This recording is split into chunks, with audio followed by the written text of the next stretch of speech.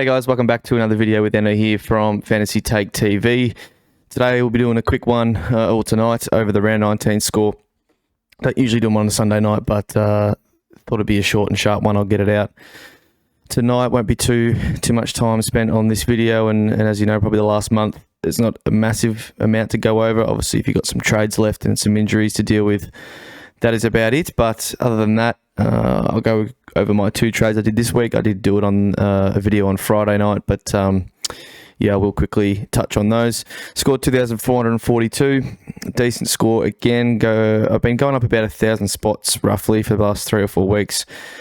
This week about 700, so still going up. Of course, as you get higher, it gets harder to go up as many spots, but yeah, I guess still pushing for that top 1k, which would be great from where I was. I think we can actually check that when I get into the team what the low point was, or I'll show the graph and sort of see where I've come from. But yeah, I've said it before and I'll say it again, as a team and a coach that hasn't had Will Brodie from the start and then never got him at all, you know, for such a highly owned pick that went so well, and then to be up around here at the end, I thought I'd probably never get up to this rank, to be honest. So a lot else has gone pretty well. There's still some mistakes as well, and players I don't have, like Roy Laird, haven't owned him, haven't been able to get him in, as he just really hasn't dropped in price. But, you know, Jack Steele instead has been okay, as sort of or really good, probably the last 2 weeks as an alternative. So yeah, I guess good things happen sometimes. Some things don't go your way, but I guess in the last month or so, everything's sort of been going all right. So 2,600 now, and then yeah, I guess the aim is top 1k, but you just got to sit back and let your team go and hope for the best in the last month of the season, really. So 1 trade left, and yeah, hopefully just probably save that for an injury, not anything else. And I guess if you have the trade and left with 1 or 2 weeks to go, you can maybe look at using it. But yeah, definitely be holding on to that. Let's get into the team. So we'll start in defence. I mean, the trades I'll mention before we go were DC, so Darcy Cameron to Dylan Moore. Was tossing up between him or Rowan. I think Rowan ended up on about 90, so positive there. Went with the right option there. Dill was still playing in the midfield for the most part. And against North, you expected him to go quite well, and he's been going really well the last 2 or 3 weeks. But the other one was Hewitt, and as you can see, my defence bench, there isn't anything happening there, no cover. So, you know, if I had a Ware or I had a Buku, I would have definitely have held and just taken, I think they both got about 60. But that wasn't an option. I didn't really want to take a donut this time of the year. Of course, it'd be nice to have a trade left, or 1 extra trade up my sleeve, but you know, and have 2 for the rest of the year. But unfortunately, I used that one on Hewitt to Doc, and Doc just was really bad in the first half and sort of got his way into the game in the second half. But by that time, Carlton had already sort of pushed away, you know, towards the back end of the third and in the fourth, when he was sort of getting a lot of his touches and just didn't get many points for him. So I think a few early clangers, bad disposal, and then just, yeah, ended up on about 100 and something dream team, but there's no points really up for grabs in the fourth quarter as the game was pretty much over. So look, I think it'll be okay from here, but it is disappointing, of course, when you get someone in for a 70 that's been averaging about 109 or something from the year. So look, part of it came into my thinking that Hewitt may not be just straight back in this week. So, you know, if he's out again, it will still be a win. But we'll see how he pulls up during the week. And I mean, we don't really know. I haven't got too much information on the back injury. So, yeah, we'll go through the team. Sink, he was good. Just doing what he's done all year, averaging 114. It's just crazy numbers. So, yeah, he's been unbelievable. Sis, it's just sort of been an average last month, really. He's finding his way to 90s and 100s, but hasn't been going as big as he did in sort of the first half of the year, but that's okay. Dawson, unfortunately, 2 of the last 3 weeks he's been tagged. He was sick this week, but played, honestly, through it really well for someone that was getting attention and had to get pushed forward, move forward for more of the second half to sort of get away from the tag and kick the goal. So, look, he works through it brilliantly, but of course he's the go-to man now for attention in the Crows team for sure. So clearly their best player.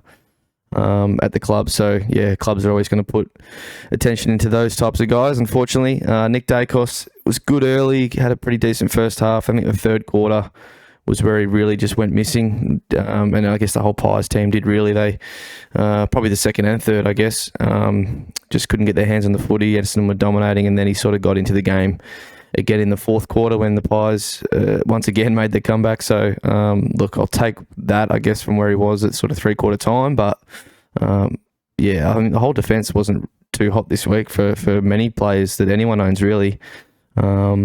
And Doc 73 we talked about, and then Shorty, who just disappointingly is just playing a lot forward now, and not much we can do. I'd love to trade him to someone else, but just I'm not using that one trade to do that. I still think he can average maybe around the 90 mark from here, but that's probably a bit optimistic. So yeah, we're going to have a weak link there, but one that at least is somewhat highly owned. So if you have two or three trades and can get to someone better, I would definitely endorse that. He just hasn't got the role anymore. Not even getting some midfield time, really, only a little bit. So yeah, that's unfortunate. Clary, I think I saw, was on about 60 in the second quarter, and unfortunately, just the Dogs got into the game second half, and he just couldn't really score much after that. I didn't catch too much of the game, saw the end, but yeah, that is annoying if you captain him, of course, but not much you can do. Took was unbelievable in that game.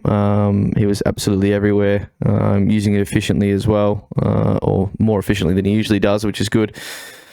So yeah, he's averaging 120 now, which we thought we were getting from him all for most of the season, but it's taken him the sort of last few weeks to get that back up there. So he's been unreal.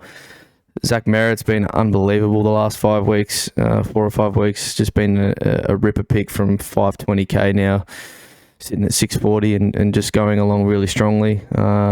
He's just inside 50 kicking is I mean, it's always been good, but to see it in full flight is really awesome. Neil, just a classic Neil game, worked his way to 120 as he most often does. And then all the C. Yeah, so VC Brayshaw on the Friday night, who was looking good at halftime and just absolutely faded out. I mean, that game was tough to watch at the best of times, especially in that third quarter. And he didn't really get much of the footy. And then in the fourth, a couple of bad claims. He dropped that mark. Probably lost a fair bit of points for that. And then just, I mean, we saw a lot this weekend, a lot of close games, and the scaling just goes through the roof. Either way, you do something bad, you lose a lot of points. You do something good, you get a lot. So it's just, it is cranked up, I feel, quite a lot this year. But it's the champion data formula, I guess. That's the way it is. But yeah, stuck to C on Jack Steele. I was going to go Merritt, and I was kicking myself looking at him at 125 or whatever it was at three-quarter time that I didn't stick with him, but then Steele came through with it with a monster game and probably deservedly scored. Didn't score as much as he should have. So happy to have Steele though. Had him at the start of the year, and then he got those couple of 70s and got injured, but happy to be getting points from him now. So yeah, McRae really slow. I believe quite really early, and then sort of cooked in the second half a bit. Along with the rest of the Dogs, and then Track's it's just Track up and down. Can't pick it week to week. So he's either best player in the comp or the next week he can't really hit a target. So it'd be nice to get some consistency from Track. I guess that's the last part of his game really that needs to come through. But yeah, on his day he can be unbelievable. And then mid cover is pretty crap as well. Just Maurice there as the sub. So I think Owens might have had a good game in the VFL. Pardon me. So maybe he comes in. We might need it at some point. Hopefully not. But yeah, in the rucks, Shrek, just sort of not his full flight at the minute.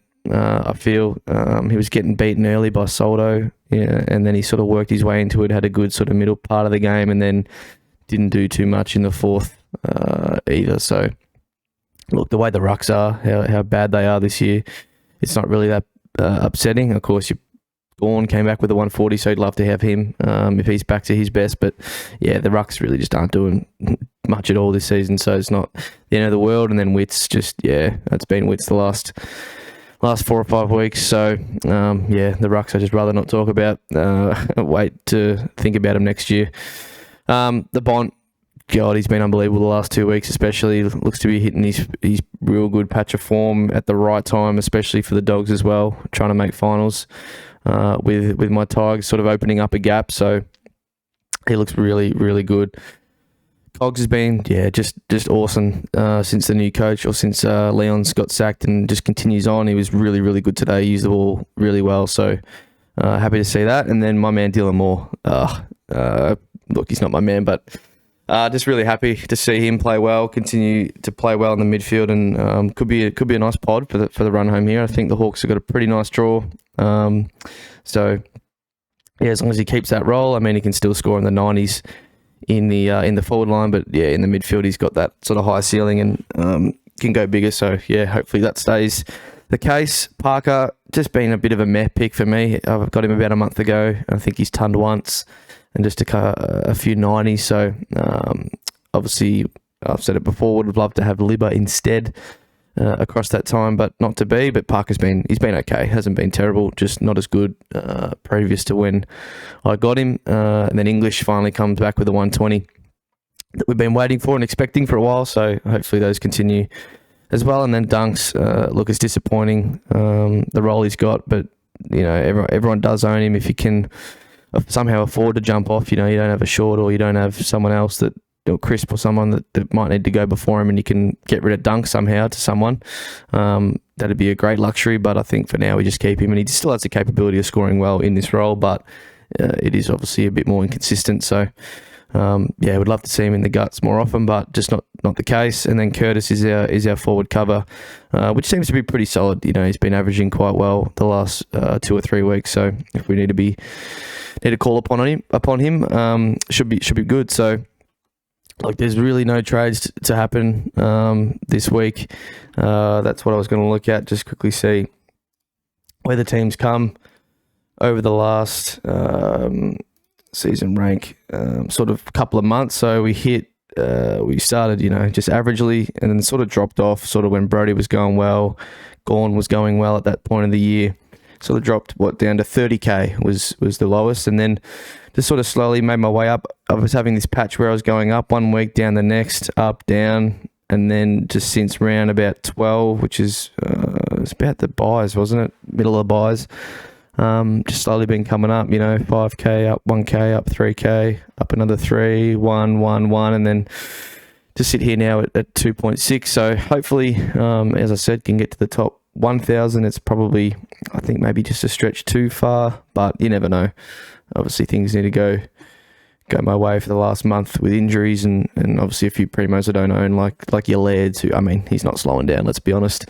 But someone like a Dylan Moore to keep going well. Brayshaw's let me down since getting him for Cripps, unfortunately. But Dacos as well, who I really can't trade. He needs to keep going nicely, but I guess in defence it hasn't been too great, especially this week. So, an 80 isn't too bad, but obviously we'd like him to keep doing well. So let me know how you went, what trades you got planned, how many trades you got left, if you're looking at using any or just sitting on them for the rest of the year. I think short out will be quite a common and popular move this week if you got the cash to get up to someone good. So let me know if you're trading him out and who to, and